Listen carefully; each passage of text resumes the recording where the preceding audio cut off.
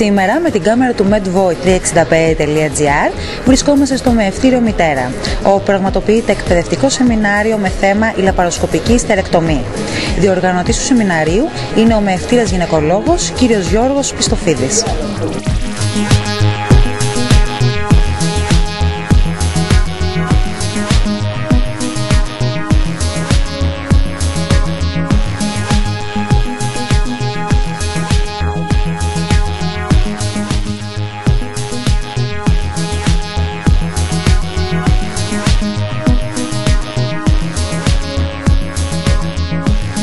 Μέσα στα πλαίσια της εκπαιδευτικής δραστηριότητας του Μητέρα, η οποία πρέπει να είναι πολύ σημαντική, όχι μόνο στα πλαίσια της ιδιωτικής υγείας, αλλά γενικότερα στα πλαίσια της διαρκούς ιατρικής εκπαίδευσης, γίνεται και το σημερινό σεμινάριο με την βοήθεια, την καθοδήγηση, την πρωτοβουλία του κ. Πιστοφίδη. Ο Γιώργος Πιστοφίδης είναι ένας από τους εραστές της χειρουργικής λαπαροσκόπησης και μέσα στα πλαίσια αυτά, της αγάπης του προς αυτή τη δουλειά, γίνεται αυτό το σεμινάριο που έχει σχέση με την, όπως σας είπα, με την λαπαροσκοπική ιστερεκτομή.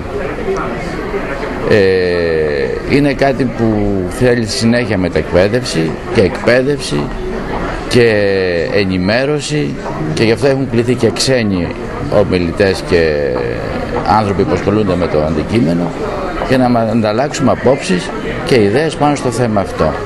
Στη δουλειά αυτή, δηλαδή στην λαπαροσκοπική χειρουργική, ξεκινήσαμε κάποιοι κάπως παλιότερα, αλλά με μεγάλη μας χαρά βλέπουμε ότι νέοι άνθρωποι με πάρα πολύ καλή γνώση του αντικειμένου, με μετακπαίδευση μακροχρόνια στο εξωτερικό, παίρνουν τη σκητάλη από εμάς για να συνεχίσουν ακόμα καλύτερα και ακόμα βαθύτερα μέσα σε αυτό το πεδίο. Ένας από αυτούς είναι ο Στέφανος Οχανδακάς. Στέφανε.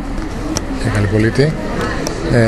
Εδώ στο Μητέρα γίνεται μια πολύ μεγάλη προσπάθεια εδώ και χρόνια, που ξεκίνησε από τον κύριο Καλυπολίτη, τον κύριο Πολίτη, τον κύριο Μαυροδί και όλη την ομάδα που είναι πάρα πολλά χρόνια εδώ στο νοσοκομείο, και ακολουθούμε και εμείς τώρα τα βήματά τους με σκοπό να μεταφέρουμε αυτή τη γνώση της λαπαροσκοπικής χειρουργικής πλέον σε όλο και περισσότερους γυναικολόγους, και στα πλαίσια αυτής της προσπάθειας απαιτείται να υπάρχει και ένα κομμάτι όχι μόνο ιατρικό αλλά και ακαδημαϊκό.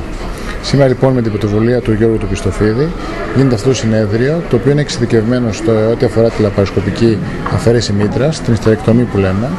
Μια επέμβαση η οποία είναι πλέον πολύ διαδεδομένη και με ελάχιστες εξαιρέσεις θα μπορούσαμε να πούμε ότι αποτελεί και την επέμβαση εκλογής για τις γυναίκες οι οποίες πρέπει να κάνουν αφαίρεση μήτρας για διάφορους λόγους. Με χαρά μπορούμε να πούμε, νομίζω, κύριε Καλυπολίτη, ότι στο νοσοκομείο μας κάνουμε πολύ μεγάλο αριθμό τέτοιων επεμβάσεων και ελπίζουμε στο μέλλον αυτός ο αριθμός να αυξηθεί, διότι πραγματικά αποτελεί μια επέμβαση πρωτοποριακή που δίνει τη δυνατότητα στη γυναίκα, έχοντας κάνει αυτή την επέμβαση, να επιστρέψει στο σπίτι της μετά από μία μέρα, ουσιαστικά να επιστρέψει στις δραστηριότητες της σε μερικές ημέρες. Άρα και το μετεγχειρητικό κομμάτι για αυτήν έχει πολύ μεγάλη διαφορά, διότι επιστρέφει στην κοινωνική και προσωπική της ζωή σε πάρα πολύ σύντομο διάστημα. Πέρα από το ιατρικό, το οποίο της δίνει τη δυνατότητα να χειρουργηθεί με ελάχιστο πόνο, με ελάχιστες ενοχλήσεις και χωρίς μετεγχειρητικά προβλήματα που αντιμετωπίζαμε σε βαριά χειρουργία, όπως συμφύσεις, αιματώματα και ούτω καθεξής. Καλημέρα και να πω έστω και καθυστερημένα καλή χρονιά στους τηλεθεατές μας. Το σεμινάριο που έχουμε οργανώσει στο Μητέρα είναι διεθνές, έχει συμμετοχή και από ξένους ομιλητές αλλά και από ξένο παρατηρητήριο. Έχει να κάνει με τα λαπαροσκοπικά χειρουργία, έχει να κάνει με την αφαίρεση μήτρας λαπαροσκοπικά, η οποία είναι μια επέμβαση που, παρόλο που εφαρμόζεται εδώ και 20 χρόνια διεθνώς, είναι ακόμα αμφιλεγόμενη, καθότι υπάρχουν υποστηρικτές της μίας και της άλλης μεθόδου. Η λαπαροσκοπική σαφώς έχει μεγάλα πλεονεκτήματα, διότι κανείς μπορεί να αφαιρεί ένα όργανο με πολύ μικρό τραύμα στο σώμα και επιπλέον να στηρίζει και τους ιστούς, διότι έχει καλύτερη όραση και καλύτερη αίσθηση της ανατομίας. Δεν νομίζω ότι υπάρχει πρόβλημα με την τεχνική, υπάρχει καμιά φορά πρόβλημα με τους χειρουργούς οι οποίοι εφαρμόζουν την τεχνική. Η λαπαροσκόπηση σαν μέθοδος είναι πλέον καθιερωμένη και σε όλες τις άλλες ειδικότητες όπως είναι η ουρολογία, η γενική χειρουργική, πλέον οι περισσότερες επεμβάσεις γίνονται ενδοσκοπικά.